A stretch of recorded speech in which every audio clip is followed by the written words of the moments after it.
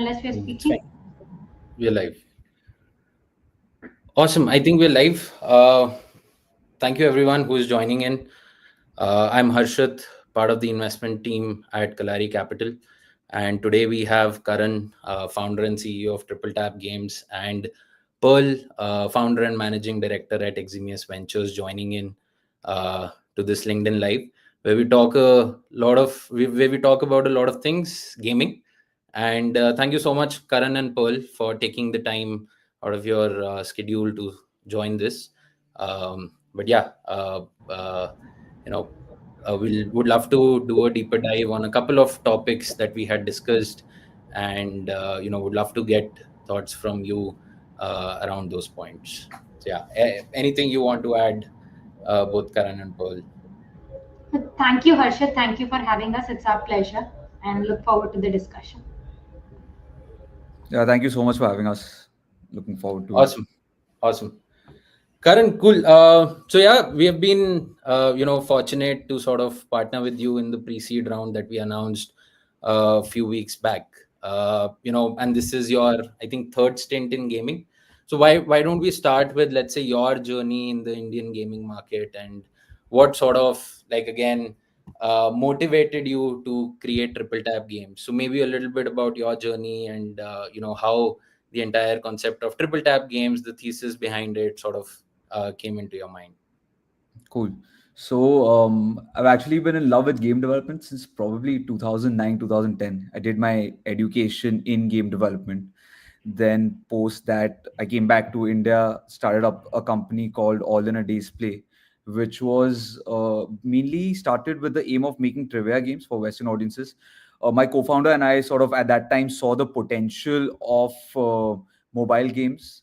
The thing between us, the conversation between us always was, if you are in the top 500 of the grossing list in the US, you're making $500 a day, which we thought, is amazing revenue at that time. Yeah, So we started with the aim of producing these games for the US. And eventually in this journey, we were a bit naive, but we were passionate game developers, game creators. While we started with the aim of making just trivia games, we made a bunch of different types of games. And in general, it was a lot of fun. It was a great experience. Ran this company for a period of 5 years. And it was a bootstrap company. We did around 20 million installs across the portfolio, didn't spend a single penny on marketing, but it was never a big serious business. And by the time it was 2018, we thought, let's go our separate ways, but let's try and build a big business. And then after that, in 2018, with Firescore, I got into making hyper-casual games, partnered with a publisher called Crazy Labs. And hyper-casual at that time was really picking up. And, hyper-casual was the first time when Indian developers really started getting educated on what it takes to build a huge commercial successful title. Not just Indian developers, in fact, developers worldwide, because all of these publishers were very transparent with you in terms of what is exactly needed to succeed. sure. And, while we had sort of these targets, in front of us while we were working with Crazy Labs, which was very helpful. We started developing games, and eventually the third game we tested with them was called Soap Cutting, which went on to do really well. It became the number one game in the US, and subsequently we had two other successful titles with them called Acrylic Nails and Hair Dye. These three games till date have done over 400 million installs. In 2021, then we were acquired by Crazy Labs, worked there for a period of 2 years. It was great. It was a great experience to see the inner workings of how a big publisher functions and how that entire unit, that monster, really functions from the inside. And now the aim with Triple Tap Games is obviously to do something bigger. While you're working with a publisher, of course, there are certain limitations in terms of the IP ownership, in terms of your profit share, and in terms of the value that you see as a company as well. So the aim with Triple Tap Games now is to try and build a game studio, a unit from India, which is competing against the big boys on a global stage. Got it. And before we sort of just understand more about Triple Tap Games, of course, your journey has been sort of, uh, you know, as a veteran in gaming, because, again, you've done Firescore, you've done a company before that as well, and made pretty huge successes out of both of them, right? And this question is to Pearl also. But Karan, what, like, there is an entire, let's say, thesis, a lot of VC funds, as well as, and we keep on meeting gaming companies, the entire concept of hybrid casual as a theme, right? We've talked about hyper casual, there's casual gaming, mid core, hardcore, AAA, all of that, right?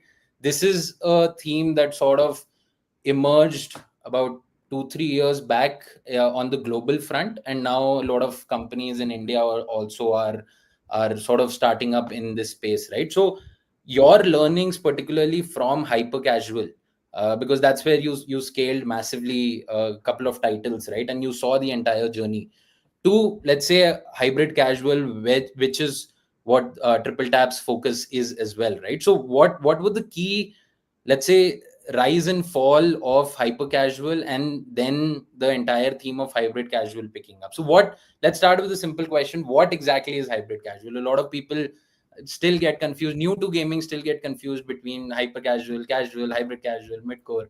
So maybe if you can just sort of break it down, for the audience. Sure. So before I sort of get into hybrid casual, I'll speak a bit about hyper casual because it's Yeah, important to sort of understand that for knowing yeah, hybrid casual.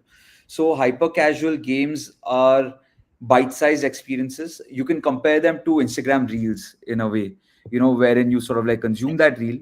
Obviously, reels are only 15 seconds, but you consume that reel and then you forget about it. Similarly, hyper casual games are such that you would play the game for a period of 1 to 3 to 7 days at max, and then you would forget about that game and you'd move on to another game.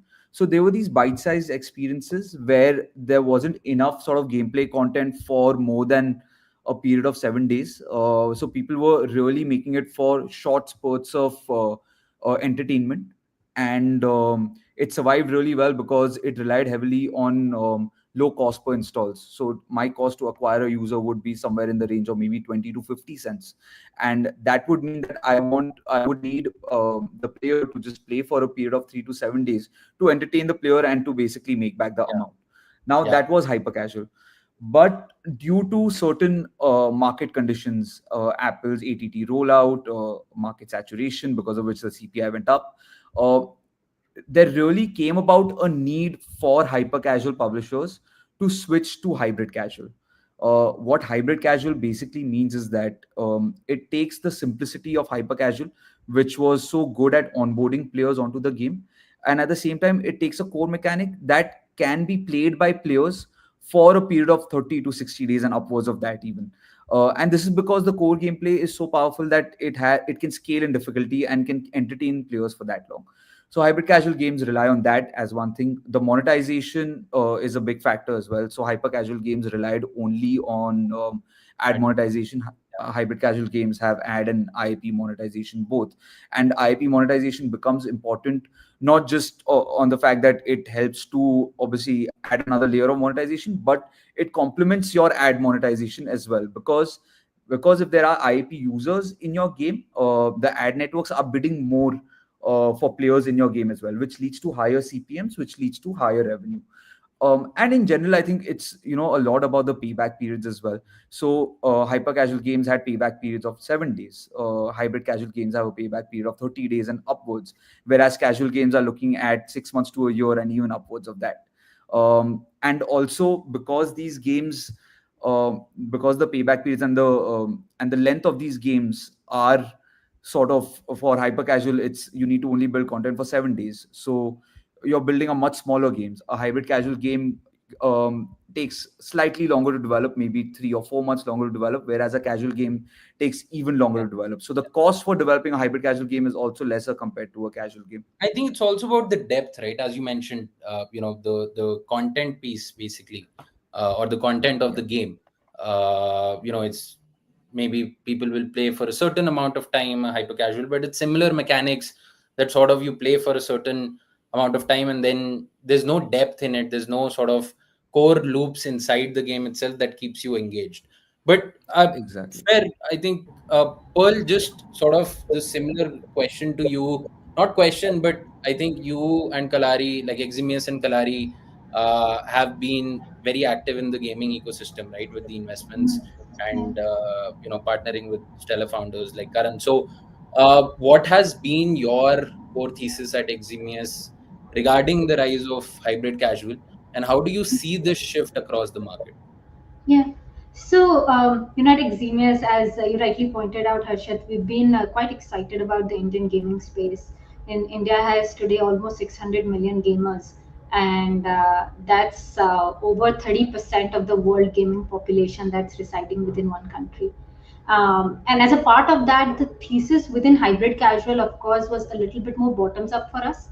Over the last 2 to 3 years of tracking all the gaming companies within the country, we would have spoken to 600, 700 founders. What we realized is that there were very two distinct cohorts that were emerging.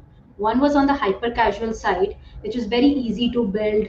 More often than not, you would see a founder building in the hyper casual space, but retentions were quite low, going down to as less as 2 or 3% by day 30, and monetization even after a year would be dismal. So, from an investor's perspective, it was very difficult to really take a long-term bet on it. And constantly, the narrative that started to come out is gaming is difficult to monetize.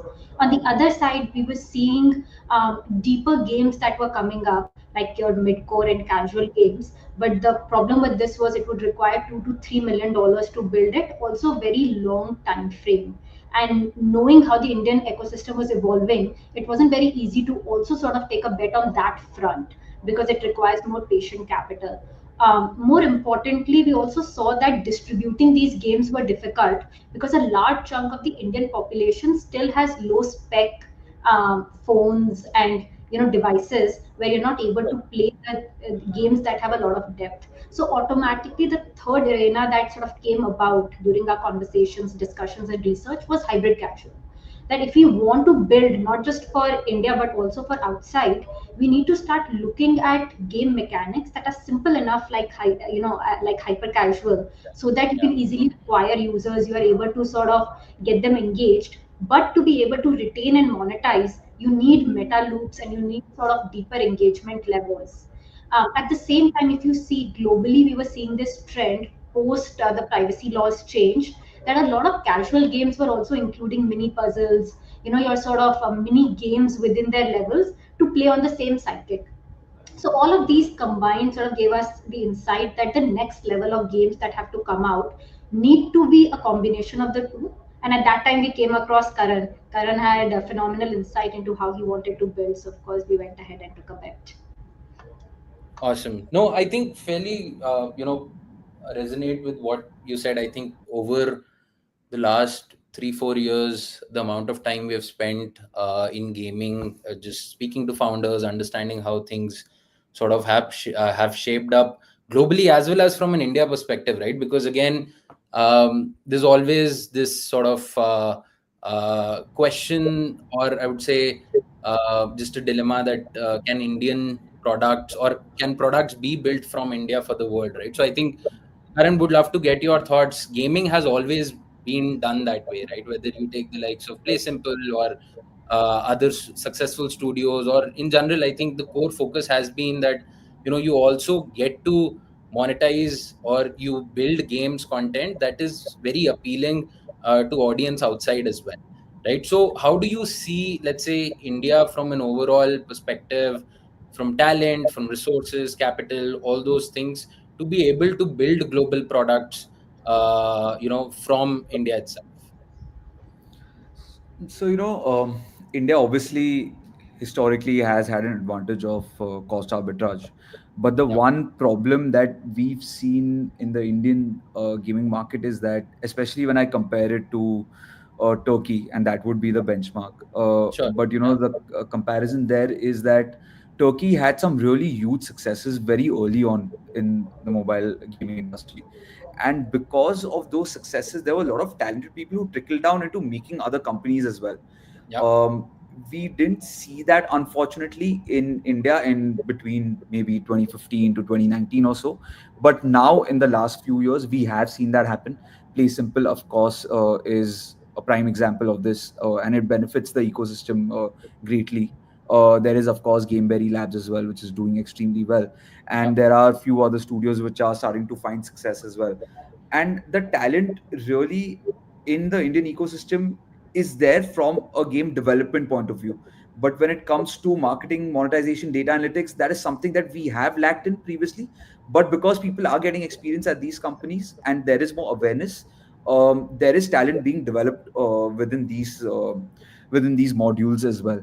And I think because of this, we will see more success coming through in India. That is one thing. And the other thing, the reality of mobile games, very honestly, is that you do need some capital to play with in order to experiment with things like distribution, monetization. And until you've not done it, you can't get that experience, unless of course if you worked at companies like maybe Zynga. But even then, you're not doing that 0 to 1 journey, you're doing a live ops journey, which is still quite different. So obviously now in the last sort of a couple of years, there has been quite a bit of capital that has been deployed in the industry, and we will slowly start seeing results of this coming through. And I think the ecosystem is prime for growth. Got it. No, no, absolutely. I think makes sense. Yeah, Paul, sorry, you were saying something. And no, I would say I would just like to sort of add to Karan's point. If you look at the history of Indian gaming as well, we've actually come out of the VFX sort of Right. genre as opposed to a gaming genre. We've been very good at VFX, especially certain Yeah. pockets within India, and a lot Yeah, of the talent from there came out and started building phenomenal games and animation. At the same time, the way movie journey is broken, someone who's producing content is very different from the one who's distributing content, unlike yeah, gaming. So I think yeah, that there is a need to bridge that gap. And to Karan's point, hopefully the next 2 to 3 years we'll start seeing that bridging happening. yeah. No, makes sense. Well, I think you touched upon this in your previous sort of comment, but let's do a sort of a deeper dive on, you did an entire bottoms up approach on figuring out hybrid casual as a theme, and then met Karan. That sort of, he had those insights, that passion, and that led to the investment itself, right? But what exactly again was like, apart from the overall hybrid casual as a theme where you would have done a lot of research, but what stood out for you about triple tap that made you sort of do this round? Yeah, no, absolutely. So there are two primary things that we look for. We are pre-seed investors. It's our bread and butter to come in at the pre-product, early product stage. So for us, the execution capability of the founding team, the founder, but of course the team alongside the founder as well. And second, a clear wedge in the market are two very important things to anchor on. When we met Karan and the entire sort of studio that had come out of Firescore and was, then setting up Triple Tap, it was very clear that this is a team that can get started from the very day that they get capital. There was the right sort of Indian as well as global insights that they brought. The way the thesis was developed in the space that they wanted to build, and the kind of validation that was done to also, prove the thesis or to sort of get comfortable with the thesis was quite crystal clear to us. Three, all the right elements that is required to at least get to an alpha launch was already existing at that particular point.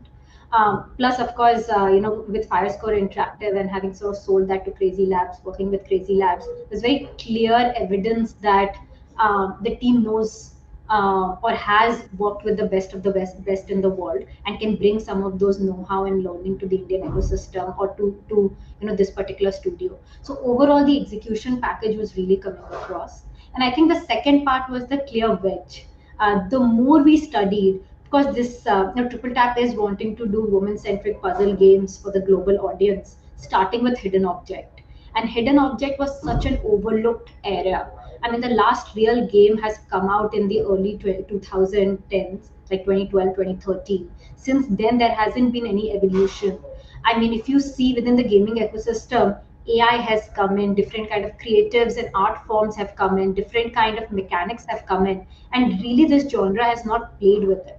So there was an open space to play a lot with the genre, and bringing the two, the execution capability and the wedge, we knew that something phenomenal would come out of Triple Tap Games. So very glad to be partnering with Karan. And from the early days, I can say that things are looking very bright. So we are happy.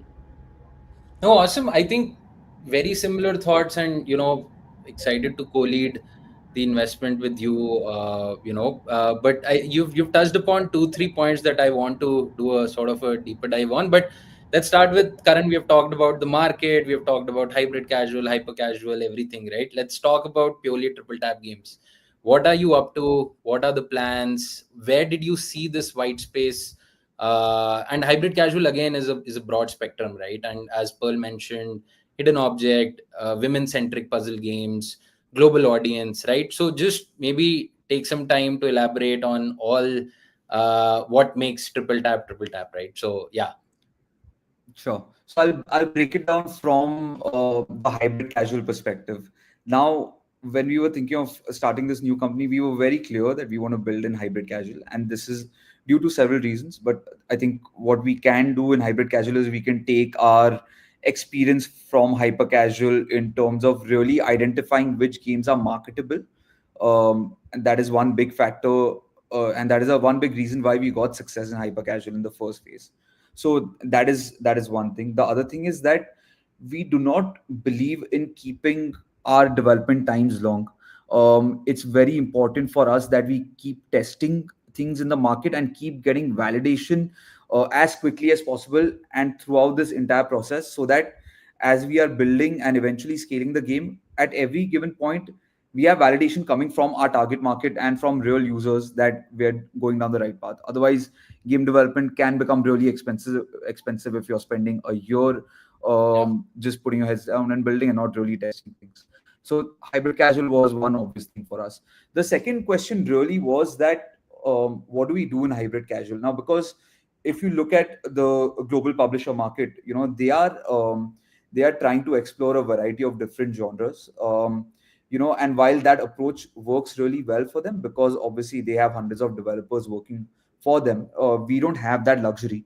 So it became really important for us to identify what subgenre we should target, and I'm sort of like zeroing it down to subgenre and not even genre. So I'm not saying we're building just puzzle, we're saying what can we build within puzzle as well. And that is when we identified and explored a few subgenres. And one subgenre really stood out to us was hidden object. As Paul mentioned, we've not seen innovation in hidden object for a very long time. And the reason for this is that it's just so expensive to build hidden object games. It requires a lot of artwork to be done to even put one level of hidden object game out. And hidden object games are just art dependent in terms of content. Whereas for a match 3 game, if I have my art set up, I can just, my game designer can change values around and put it for testing very quickly. For hidden object, that's not the case. But now, obviously, the reason for hidden object not being explored more was that it's expensive to build. And we thought, today with Gen AI coming in, it has become a lot easier to experiment with things. At the same time, it's not like it's super fast. It's still not as fast as a match 3 game. Hmm. But at the same time, I mean, you do get to experiment with a lot of things on the art, on the product side. So it does give me the flexibility to put out these beautiful scenes and really take advantage of Gen AI's capabilities. If, for example, if Gen AI did not exist, I would not be building a hidden object game today. And that is Hmm. really the power of Gen AI into hidden object. The second big thing and the big advantage that comes in is on the distribution side of things. Now, because of Gen AI coming in and because hidden object being so art dependent, it actually becomes an advantage for us, because I can make a bunch of different types of creatives, different scenes very quickly and do a bunch of creative testing. In today's market, where publishers are deploying around 100 and 150 creatives for each game, for testing each game in the market every month, it becomes very important to have that sort of pipeline in place as well. And Gen AI into hidden object again sort of enables us to do that. And yeah, so these are like the strong sort of indicate. These were the strong indicators for us for to pursue hidden object. And so far the validation has been there, but yeah, some ways to go, but I think we are getting there. Yeah, awesome. And I think, see, what you touched upon, of course, AI, Gen AI overall across different sectors, not just gaming, has been a core, let's say, talk of the town. And, more and more sort of ideas getting built, more and more sort of, things that were sort of difficult to build earlier, or or difficult, I would rather say slower, has so I just want to get both of your thoughts on the entire Gen AI and game development. Right, there's a whole spectrum of new companies also who will, already coming in, but will also be coming in huge numbers, that will sort of see how to fast track the entire process of game development with Gen AI, right? So, well, probably starting with you, what has been your experience, especially let's start with AI in gaming overall, right? Then you have the design element, you have the game development process, you have other, live ops, everything, and a lot of these processes could be fast tracked using AI. So, are you seeing that? Are you seeing more companies coming in the space?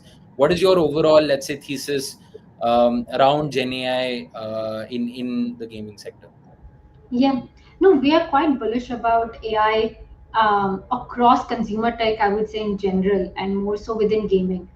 To Karan's point, quite a few things within gaming was very cumbersome. I mean, now I'm seeing Karan every single week they're releasing new levels. There were times when that would have been unheard of, especially in the hidden object space, to be able to sort of achieve that pace of execution and development.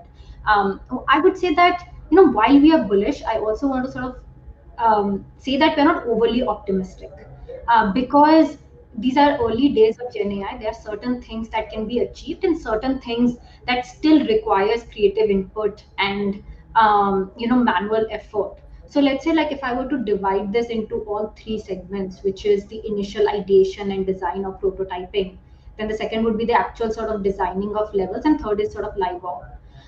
It's the first part where we have started to see quite a few infra players as well as studios starting to play with Gen AI. It has become much easier now to ideate, to be able to sort of think around the adjacent areas of the core idea using just different LLMs and Gen AI solutions that are coming up. So there are also platforms that are enabling you to get to that initial prototype much faster. The key here is that while you are able to automate the generic art pieces and the generic adjacent areas, the core proposition still has to be very much creative driven and driven by the studio's abilities. Similarly, if you were to move to the second sort of segment, which is level design, there also we are seeing a similar level of automation, like 50-60% of the design work, 50-60% of like level designing has started to happen via Gen AI driven algorithms, Gen AI driven sort of models that people are utilizing through synthetic data. But still, there is sort of the experience that a studio brings becomes quite important, especially as you're generating what kind of retention you're looking for, what kind of levers that you want to use to monetize. That is where the creative ability comes in. And then finally, the meta loop. There, I think it's still very early days to be able to tell how useful it has been. To a large extent, the creative work has been outsourced, but we haven't seen necessarily a lot of live ops just being sort of outsourced yet. And I think that will start to happen as well as people see what kind of efficiency they are seeing all along the process. But it's just a matter of time, because in my head that should be the easiest portion right now to start outsourcing, given that a lot of the creative abilities have already been established. So to summarize all three, I would say 50 to 60% of the efforts can be automated, expedited, but yet the remaining 40-50% of the efforts are still being taken by the studios themselves. This is generally what we are seeing from the companies that we are evaluating. Yeah. But of course, that there is more to sort of come here. But just adding on, another question to Pearl, because you mentioned this. You talked about patient capital in gaming that sort of was missing or has been missing, in the ecosystem. So, but is AI going to sort of change that entire, development cycle in terms of faster deployment? Right. That is the entire, like, can you iterate much more quicker and get to results faster? Are you bullish on that front? And not yet.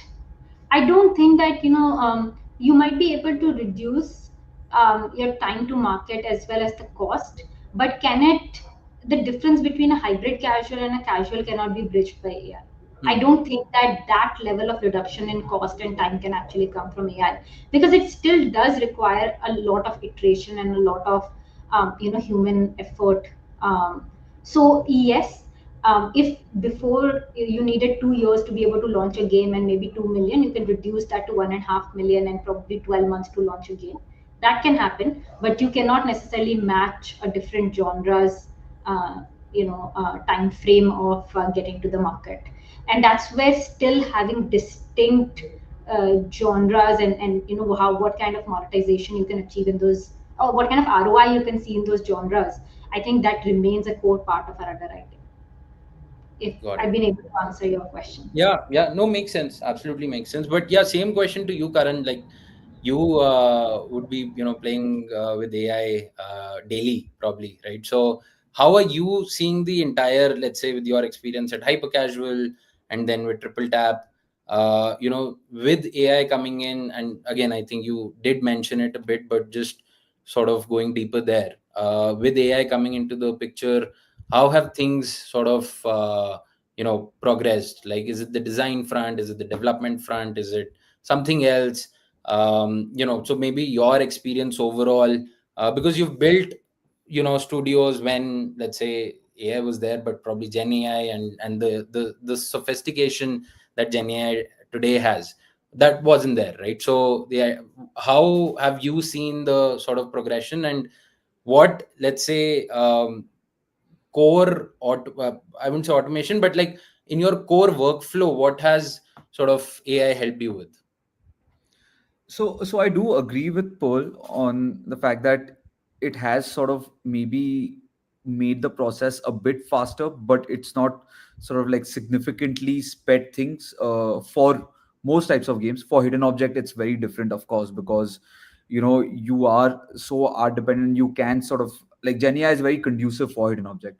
But for Hmm. example, if I was making a match three game, for me to sort of get that entire layout, the art layout as I wanted from Genia is still going to be very difficult to do. I would rather sort of like have this custom built by my artist. It would require a lot of prompting. It would require a lot of sort of manual work, even after Genia provides me with this sort of art. So in general, I think it's made the process slightly faster for other genres.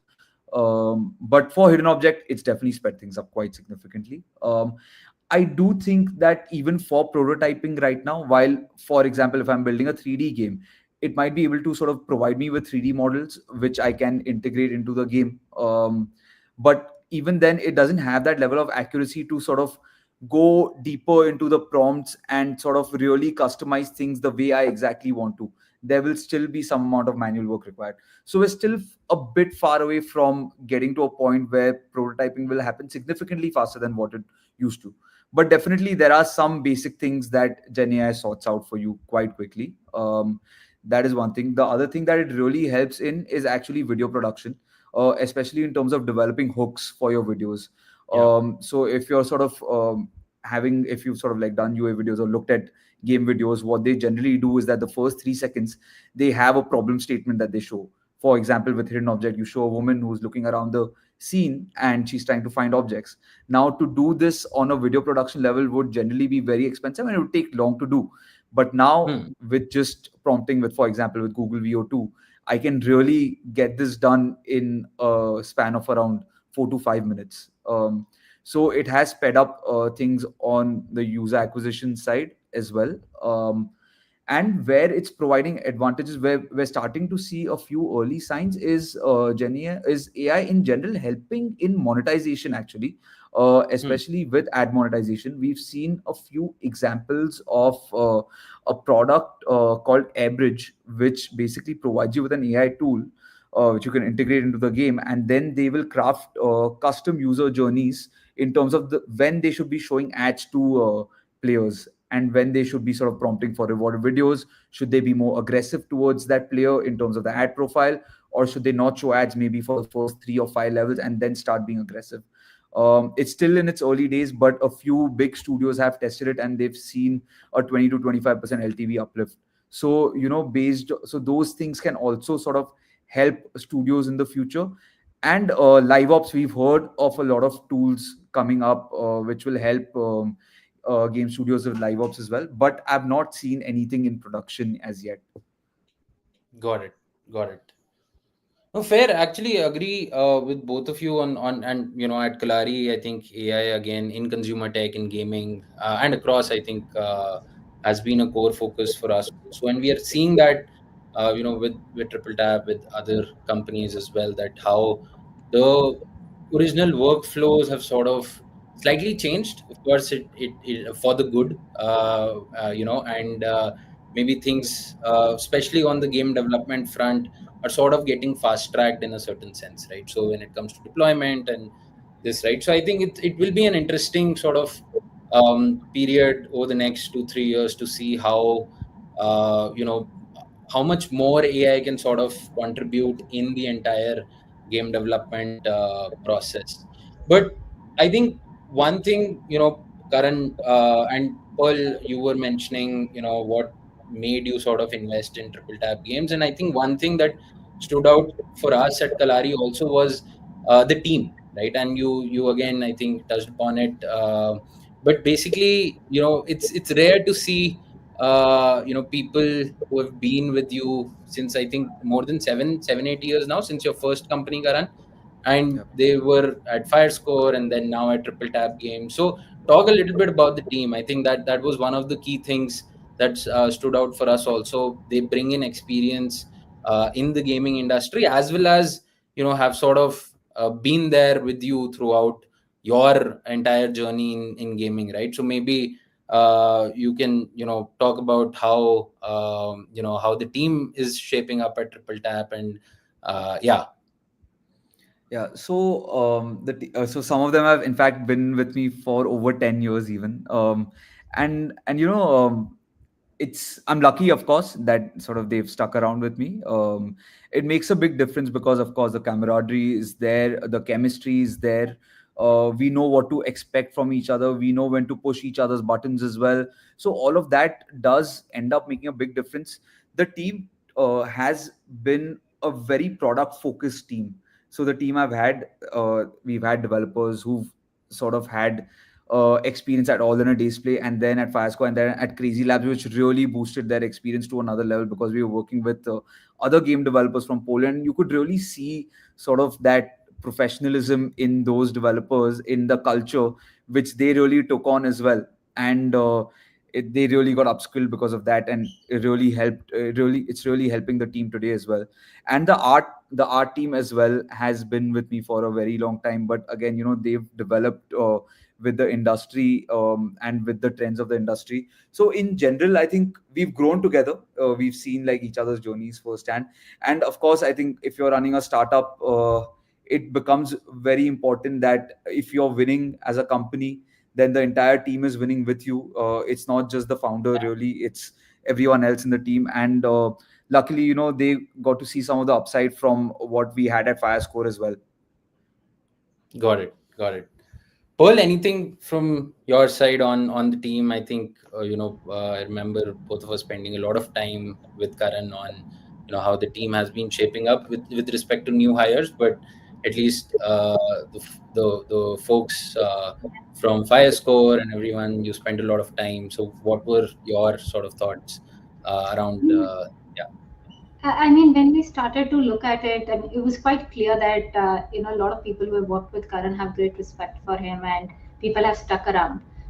When we were doing our ref checks, what came across is not just people who are with him, but people who have left any of the organizations he has led also have a lot of respect for him, and think very highly of the overall sort of culture that was put together. But really, what stood out to me as we started digging deeper, that I think other founders can also probably sort of take back, is the way talent was identified and nurtured. Most of the people, when we started sort of going through their background, Karan, correct me, are folks that you identified either as interns or as freshers, and but brought them after doing a considerable amount of screening, filtering, very thorough interview, and since then have sort of given them challenges that continues to develop them without breaking. And I think that in Yeah. itself is an art. How do you identify completely raw talent, diamond in the rough, but sort of convert them into something that can start delivering great results? So personally, that was the biggest takeaway for me as a leader and as an investor. So yeah. Got it. Got it. No, yeah, amazing. I think honestly, Karan has done a great job when it comes to team building and sort of picking the right talent. We have had multiple discussions around certain, let's say, things that Karan wants help with, and would want to hire someone. So a lot of brainstorming there. So I think just building the team in the right fashion, the right manner, has been core to at least what I've seen with Karan, and hopefully that brings great results with Triple Tap as well. I think so. Just probably the last 5-7 minutes. Uh, let's just sort of summarize our discussion. We've talked about a lot of things, right? Hybrid casual. We've talked about building global IPs from India, the role of AI, but just going back to the entire, let's say, building hybrid casual games from India, right? You will, and Karan, probably you can start, but you will face, let's say, global competition. There's a certain set of customers that you'll identify, or you have identified, for whom you're building the game, right? How are you looking at first the entire, let's say, market to evolve, and secondly, again, from Triple Tap's plans, in terms of genres and hidden objects, how do you see the entire sort of space evolving in the next 4-5 years? Cool, sure. So, see, as a starting point, of course, we're looking at hidden object as a subgenre, but overall, and Pearl touched upon this, the target audience will be a 45 plus female audience. And this is an audience that we've built games for over the past many years. So we do have a deep understanding of this audience, and that's why we feel like, and that's why that's another reason we identified hidden object as a strong genre as well, because we sort of knew the pulse of this audience, and we knew that their likability for this specific subgenre. But obviously hidden object is a starting point, and we feel like there is enough meat in this subgenre to get a few successes, but post that it is a game studio, and we will move into adjacent genres to hidden object, something that could heavily be supported by AI, something that maybe was not possible to build without AI or maybe 10 years back. And that is a thesis that we will follow. Got it. Got it. Yeah. Fair. And yeah, Pearl, anything you want to add on? Just summarizing our entire discussion, for the audience. Yeah. No, absolutely. One of the points, Harshad, that you mentioned about increased competition, our view increasingly, at least in the consumer tech and most in the gaming space, has been that it's a fallacy to believe that there is less competition in India versus the global forum. And if it is not true today, in the next 3 to 4 years, it's going to become That true, will change. because Yeah. Indian audience is becoming more and more global. We are getting exposed. We want access to the best products, the best games from outside. So whether you're building for India or for the world, you have to start building the best product and deliver the best experience possible. So from day one, there that should be the goal and that should be the thought process. And personally, I'm quite excited about this entire 45 plus women genre, or the women sort of audience. Having seen across our community as well as globally, we know that this is the audience that is very loyal. They love spending 2 to 3 hours playing game if they're a power user. They are also not hesitant to pay. So I feel like once you know how to capture them, you can just keep iterating in the adjacent areas, whether it is puzzle, different sort of genres across hybrid casual as well, and continue to cross sell, upsell, and increase your LTV. So very excited about the triple tap journey, and more excited about the early numbers that we've been seeing. So everything that we've been talking about, I think it sort of has funneled into the numbers so far. And yeah, looking forward to the next 2 to 3 years. Awesome. Yeah.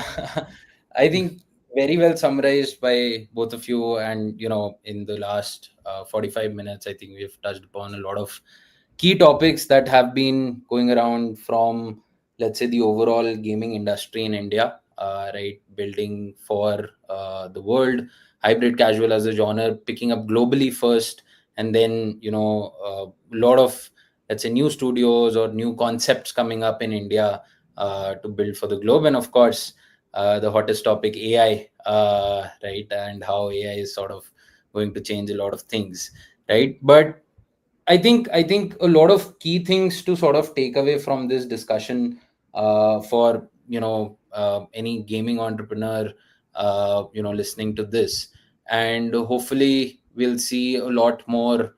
Let's say, we'll see a lot of this ecosystem maturing a lot more in the next 3 to 4 years, right? So that's the hope. But always amazing chatting with you, Pearl and Karan. I think. We do this more in an official setting. This was much more in a casual sort of a manner where we've been able to talk about a lot of things. But it's a pleasure always to sort of learn from both of you, and honestly, a pleasure to be a partner in this journey with Triple Tap Games, partnering with Pearl and Karan, and yeah, hopefully we'll see a lot more success in the coming future. So, but thank you so much for taking out the time, and for taking out the time to join this and share your valuable insights. But any closing remarks, and then we can sort of end this. Thank you so much, Harshit, for having us. Pleasure is all ours. We very much enjoyed being part of this journey along with you, and I look forward to many more board meetings. Yeah, thank you so much, Harshit, for having us. And I think Kalari and Eximus so far have been great partners for us, and I hope we sort of continue doing these talks as well outside of the board meetings. Yeah. No, absolutely. I think with this, at least one, quite a few takeaways for a lot of budding entrepreneurs would be looking at this space, looking at the overall gaming genre as well. So hopefully they can also take back a few points and sort of think about that. But again, thank you so much, Pearl and Karan, for joining in. And yeah, hope to see you soon. Yes. Take care. Absolutely. Thank you so much. Great one. Bye. Bye.